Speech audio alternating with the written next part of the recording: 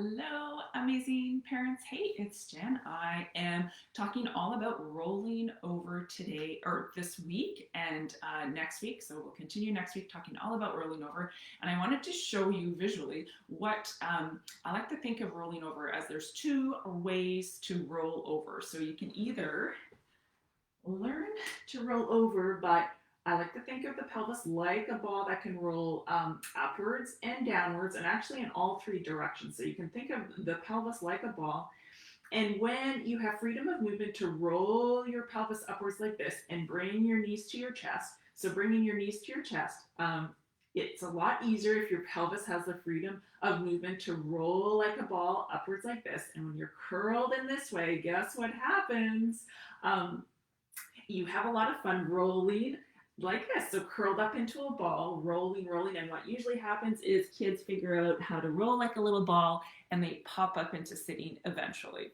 But often they can spend a lot of time exploring this position, just rolling back and forth like this slowly. But this rolling of the pelvis inwards like this is really important for this stage.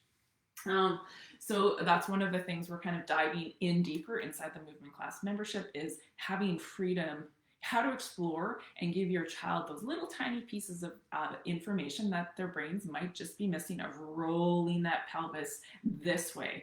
Okay, so rolling that pelvis this way to bring the knees up, to curl into a little ball, to roll from side to side is actually it's very similar to rolling the pelvis like this in sitting and reaching down for something. So if I'm sitting on a little stool or in a chair and I'm reaching down for something, I'm curling inwards. Me reaching down, I can reach down like this, or I can roll my pelvis and you can immediately see how much further I can reach downward. So I can reach down like this.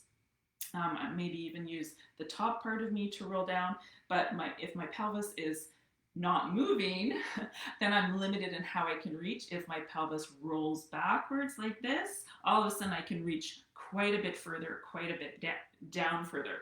So that is a very, very similar movement of rolling inwards,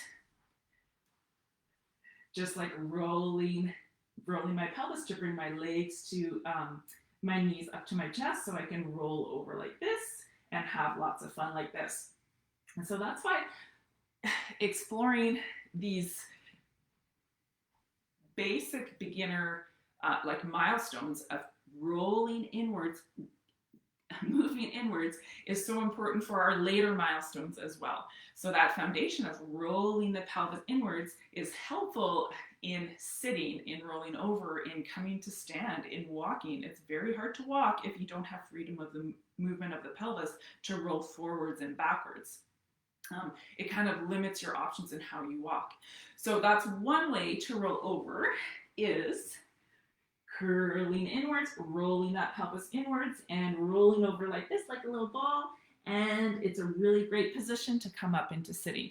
Now, the second way to roll over is doing the opposite. So instead of bringing your knees up and rolling your pelvis inwards like this, is actually rolling your pelvis like this and arching. So I'm going to arch and extend. So here I'm going to actually reach for something. I'm going to extend. I'm arching my pelvis backwards, arching my lower back kind of thing. And I'm coming onto my tummy, which is a fantastic position for crawling, for, that tummy time position.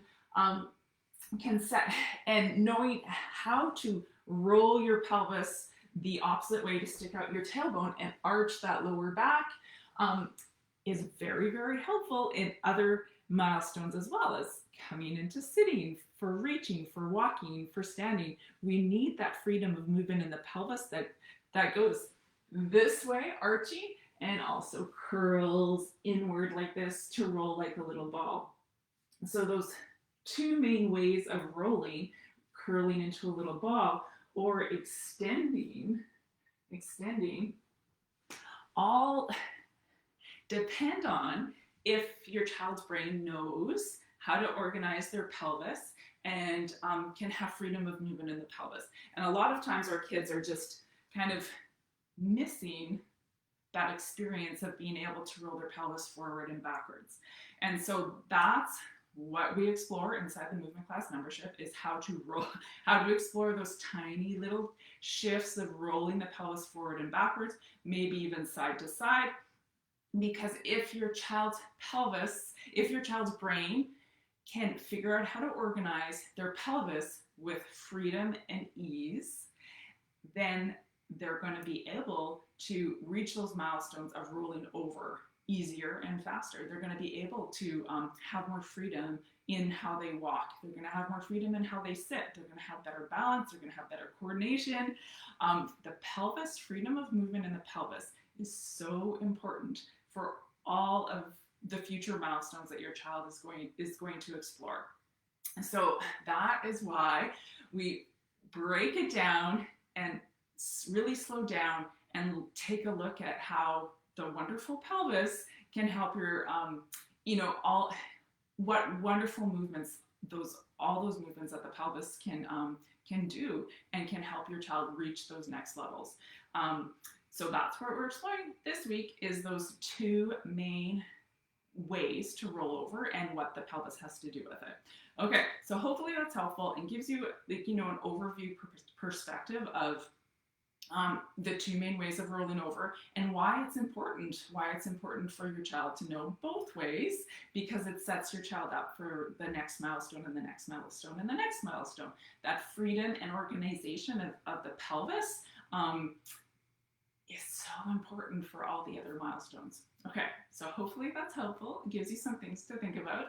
And the good news is that exploring the movement of the pelvis, how it can roll like a ball,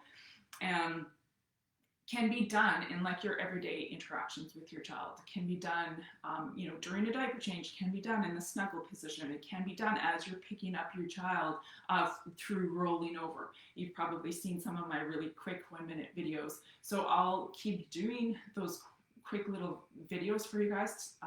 But I wanted to show you the overarching picture of why the pelvis and freedom of movement is important for those two types of rolling over for your child. Okay, so hopefully that helps, and we will see you in the next video. Okay, bye.